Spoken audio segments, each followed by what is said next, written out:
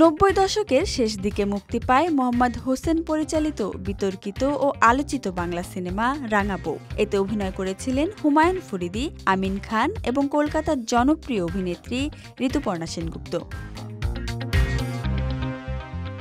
মুক্তির পরপরই সিনেমাটি নিয়ে শুরু হয় তুমুল সমালোচনা।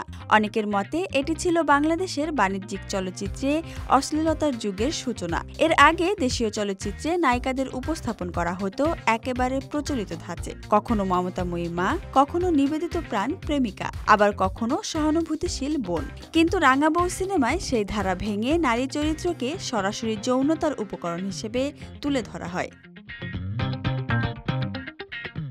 ছবিটিতে সাহসী ও দীর্ঘস্থায়ী শয্যা দৃশ্য ব্যবহার করা হয়, যা প্রায় প্রতিবারই গড়ে ২০ মিনিট স্থায়ী ছিল বলে শোনা যায়। এসব দৃশ্যে নারীকে পুরুষতান্ত্রিক ভোগবাদী মানসিকতার অংশ হিসেবে দেখানো হলেও সংলাপে মাঝে মাঝে প্রতিবাদের সুরও ধরা পড়ে, যেমন দেহ পাবি মন পাবি না এ ধরনের সংলাপ।